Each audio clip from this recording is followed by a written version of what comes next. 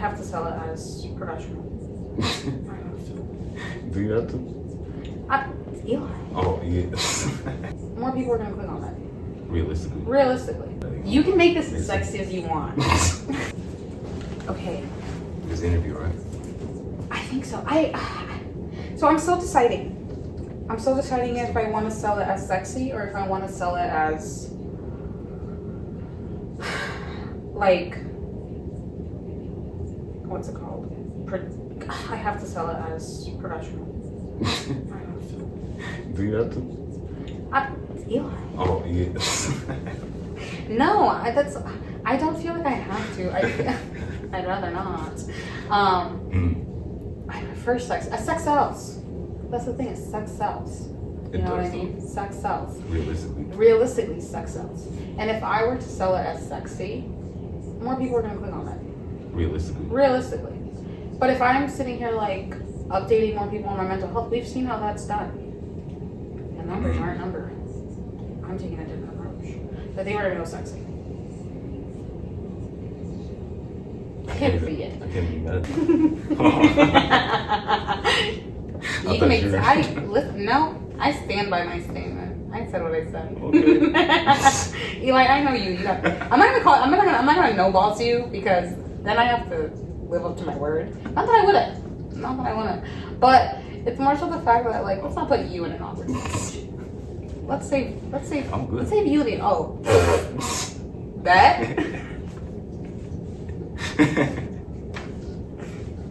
Exactly. Hold on. The thing is, this is my favorite conversation with a lot of people. And funny, yes, because can I say something? Okay. Is it an assumption? Would you feel intimidated having sex with me? I feel intimidated. Yes. Do you think you could? I think I could. You think you could? I really like that. I like that answer. I like the confidence. I have so many people tell me that they feel like they couldn't because they're intimidated by me. For real? For real. That's crazy. He can't believe it. I can't. I'll see myself out. I remember you told me that you were at top. Yeah. I'm glad you remembered that. I'm glad that things are sticking. I'm glad that is what you've retained from watching a year of my life. See, we got our sexy intro. Now we can do whatever we want. People are hooked. What are we going to talk about? Structure. Thank you. Let's see. What can we talk about? Okay, so. Tofu. I like tofu. For real. We're here to talk about the fact that you may potentially, I don't know. I don't know the logistics of who's watch. I know there's certain people who have probably kept up with some degree. But I know for a fact you are one of, if not the only people who saw my project, besides myself, from start to finish. From start to finish. Wow. Because I sent them to you after I edited them, waiting for critic, and you were just always like, looks good, and I was like, okay, I guess I'll keep going in the direction I'm going. And I always, I'm always open for constructive criticism. I love constructive criticism. If two brains are better than one. Yeah. You know what I mean? If you have ideas, give them to me. Let me figure it out how both of our ideas can make my thing better. But when I kept sending them to you, you were just like, progress, it's looking good. And I was like, okay, well then, it looks good enough to me. If it looks good enough to you, it's good enough to me. And then I got towards the end and I was like, dang it, Eli. Why didn't you tell me that this, But then I'm like, no, that's not how it works. Just because I'm seeing faults in it means that I'm seeing faults in it. I'm the creator. But if you, as the, what's the word? I'm a consumer. Consumer, the targeted audience, or the what's the experiment audience? Experiment. Test.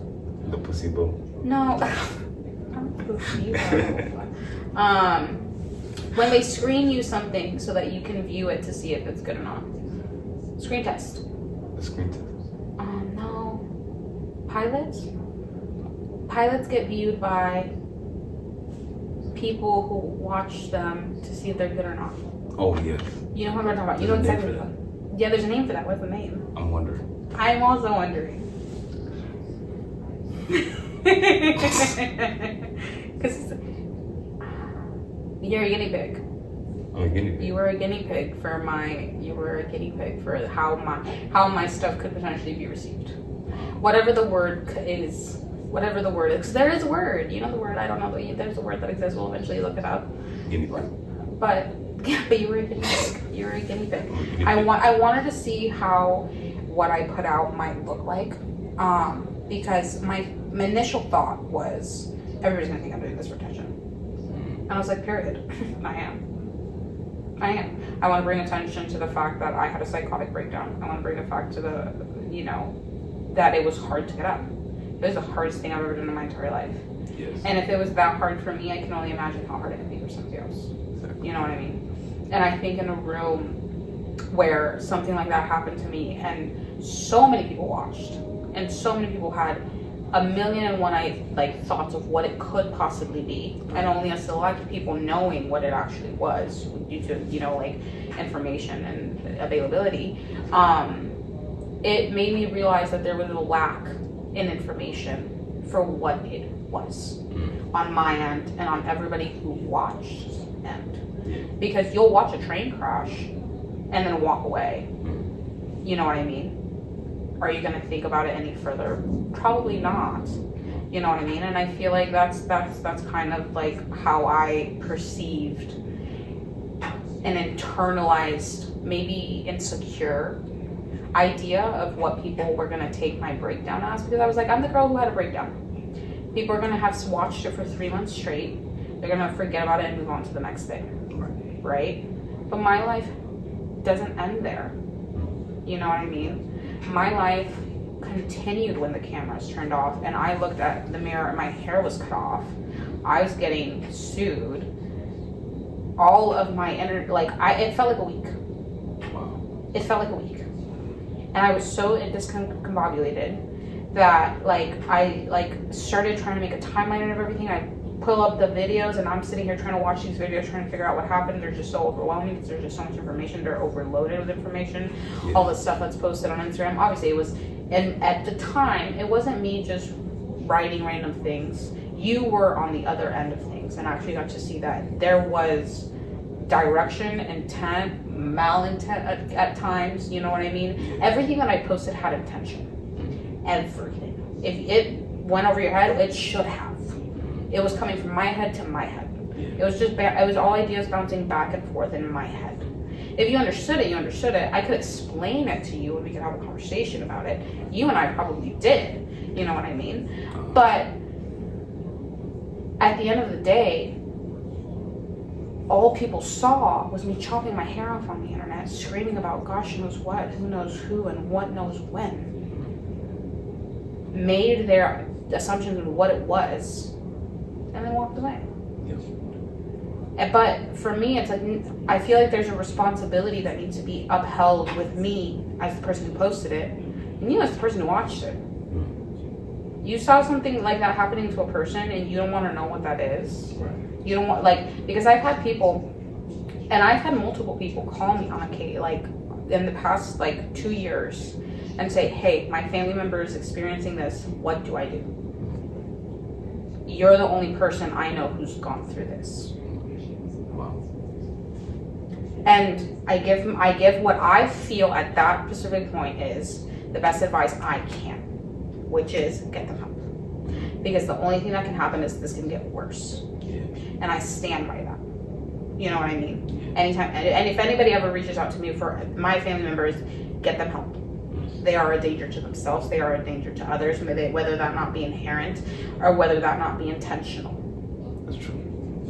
And the breakdown of my entire breakdown, I don't think I was a danger to anybody other than myself at that specific point in time. I was lashing out, but I was just lashing out. I wasn't lashing out at anybody, except the people I was lashing out on verbally and abusively on the internet, you know what I mean? I did do that. But it was, anything that I was doing on the internet was all me sitting there I'm gonna post It's gotta, for the show, for the views, for the this, for the that. My mindset was so, you talk to me, you know what I mean? I was very like, head down to the table, like scrabbling on like a million notepads, like my master plan. And if you put all these notepads together, you'd see the plan. It's just I've written them in 100 different notepads. And to you, when I would iterate what I was doing, you understood what I was doing. Yeah. Which I think is the thing where like I was able to like continue at like our, because we have not cut contact No. since we met. Yeah. Since we initially started talking during my breakdown. Right. You and I have talked every single day since then. Mm-hmm. There are 99% of people in my life who I didn't talk to because after my breakdown I couldn't. I couldn't face myself. I couldn't face my people. I couldn't face the internet. I couldn't face my phone. I couldn't face the TV. Literally all I would do was sleep. For 5 minutes. I would wake up, I would eat, and I would go back to sleep. And like, I was in hibernation mode. I was active and to some degree there, but any chance I could like black out and not exist, I was like, not dealing with this right now. Not dealing with this right now. Couldn't deal with it. And then when I eventually clicked back in and was like cognitive and on medication and like starting, everything hurt. It hurt to think, it hurt to blink, it hurt to drink. You know what I mean? It hurt to do everything. It hurt so bad, and I couldn't juggle anything more than the fact that I was just existing. The fact that I had to wake up, exist, and then get to go back to sleep. You know what I mean? And climbing out of that hole was something that like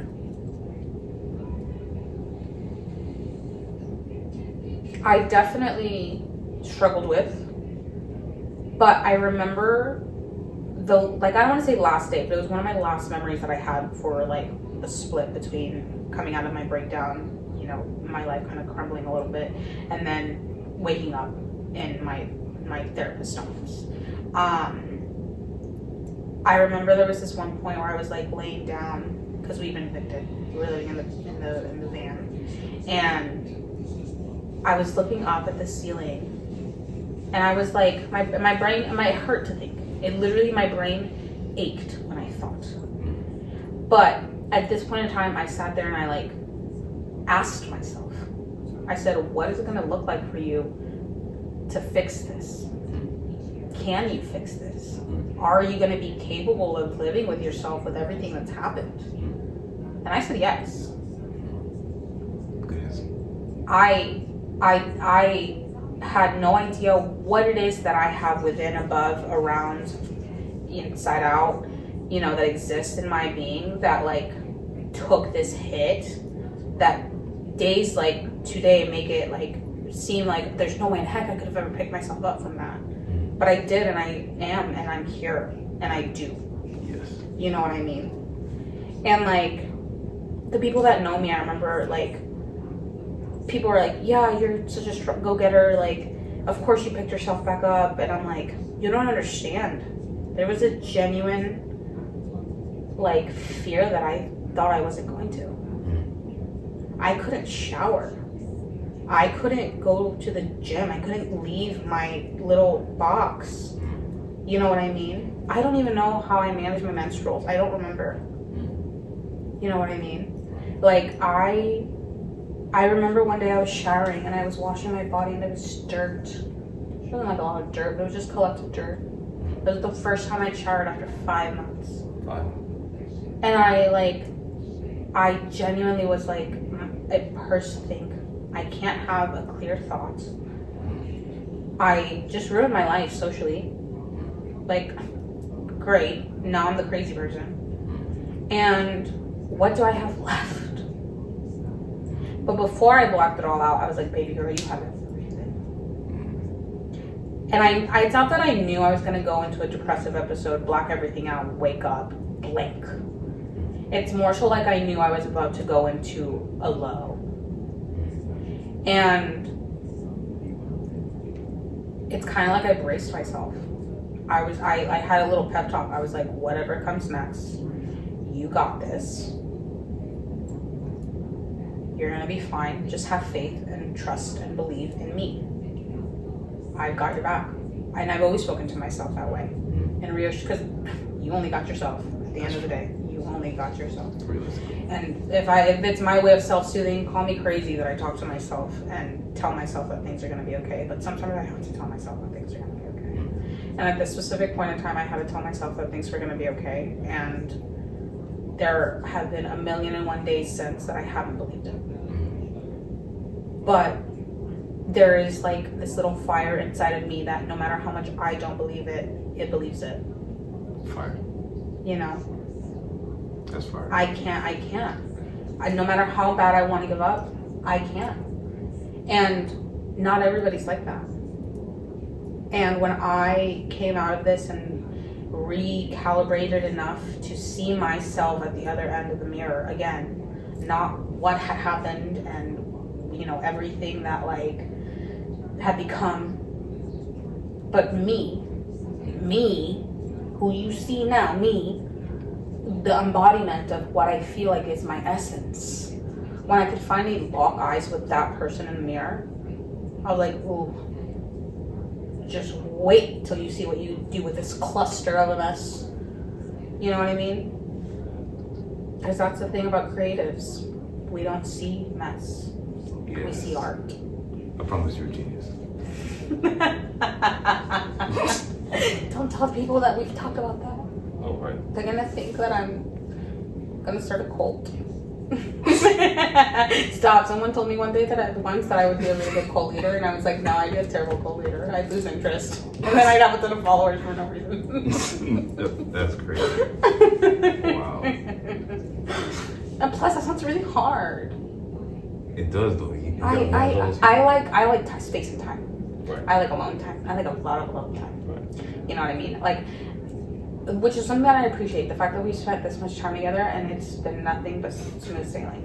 No, there's people that I can spend 1 hour with, and that is our time limit. And I'm like, oh, it's nice to see you, friend. I love you more than life itself. But then there's like us. We've spent like 2 consecutive days together, and like Yeah. I could do 10 more. Seriously. You know? Yeah. Okay, maybe like 2 more, because then I need me time. Nothing with you, babe. You're great. I just, Not like I too said, many good numbers. I really like my own time. Yeah. I don't know. For somebody who's so sociable and somebody who like is so desperate for society and like acceptance, whatever, it's just everything that comes with society. I do love my alone time. I really do. I'm an introvert, extroverted, introvert, whatever. An intertwining of the two. I don't think I've ever been a slight bit of extrovert. No. No. It never came to me. But with it being our first meeting, it was very natural. Yeah, that's true. It was very like there was no awkward moment. We've been talking for 5 years, but like still, you're meeting for the first time IRL. You know what I mean? Yeah. Like typically, like there's a little like I run up to you and I was like, there was no awkward moment. Yeah, There was that's no true. awkward moment, Yeah, and I no. love that. I love that. There's a science there. I don't know what that is. Chemistry. Chemistry. Yes. That's what that is. Okay, so I'm gonna ask you. Tell me the harsh truth. What did you think of the project? I think it's a good project. I like it. Like, so like the structure of it, and then like the collection of all the videos together, because it's a good amount of videos, you know what I mean? To have them all tied together in a state of, in the flow of like the theme? the progression. The progression. Progression being of the the theme. Yeah, it's like, yeah. It's like, because it wasn't, I feel like, and I kind of got in my head a little bit about this because of how this upcoming year is going to be. Because I feel like with my project, I didn't just live my life, I told a story. Yes. Which I loved. I had a beginning and I had an end. I had it lined up to now. Right. You know what I mean? Which we talked about. I planned everything up until now 2 years ago.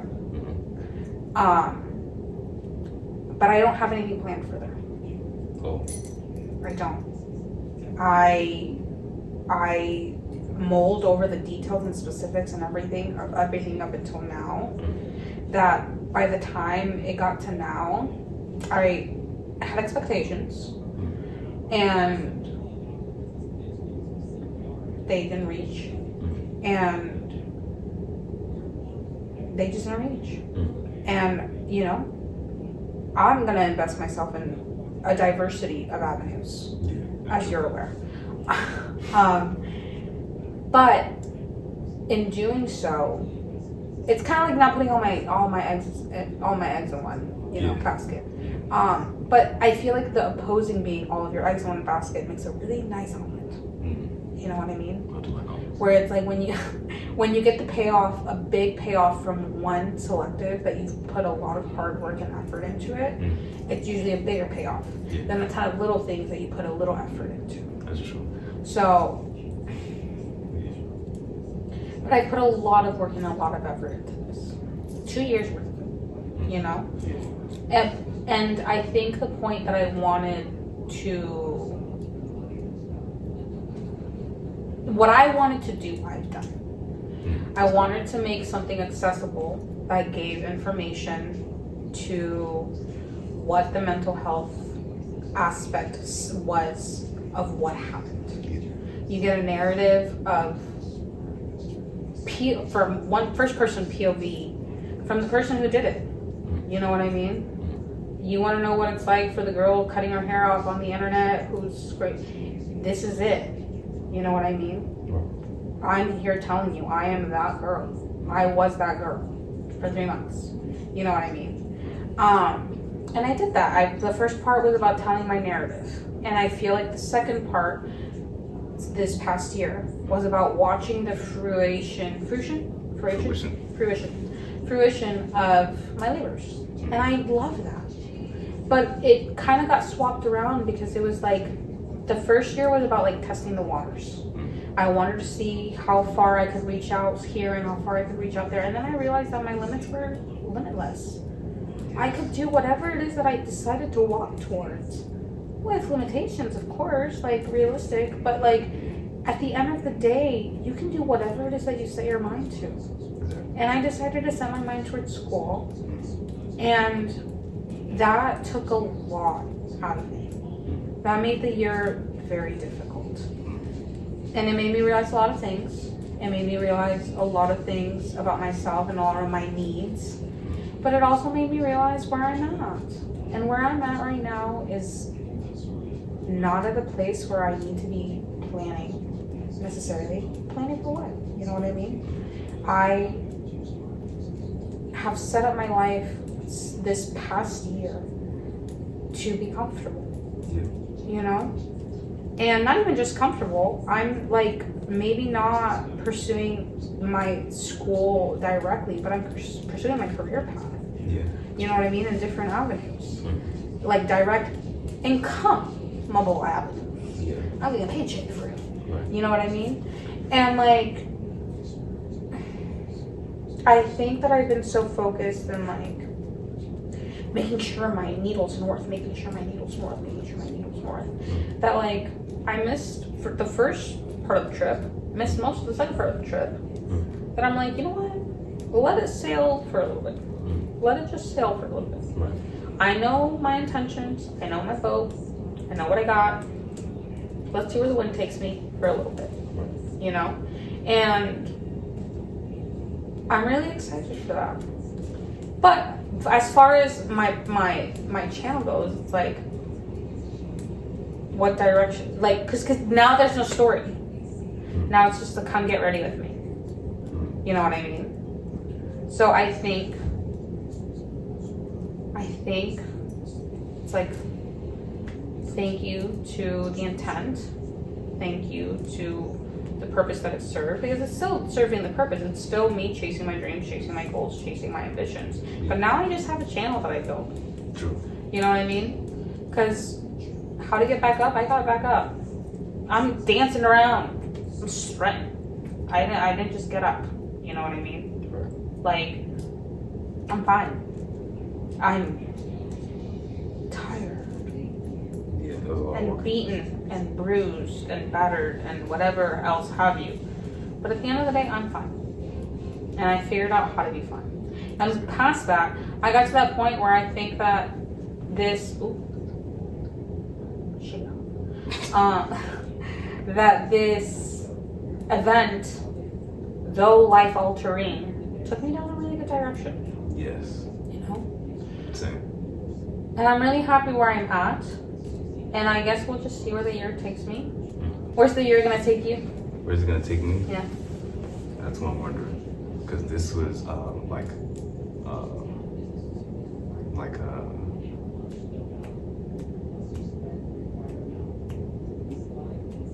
important event type thing. Yeah. Important anomaly.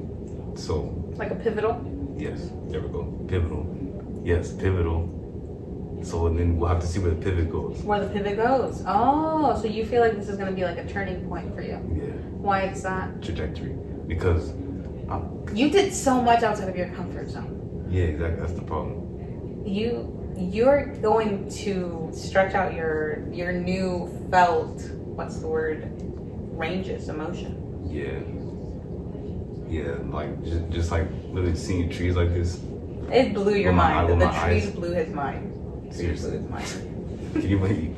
Like, y'all probably never understand what it feels like to be Eli and to see. Tell me your last name. Oh, to be to be Eli, and then to see a tree that's a palm tree that's not like native to your land, that you walk daily, and you see like regular looking trees that aren't a palm tree. You know, you'll never know that feeling. I You'll promise. never know that feeling. You will never know that feeling. You are not Eli. You're not. Which you could be though, because Eli's spending the night with me.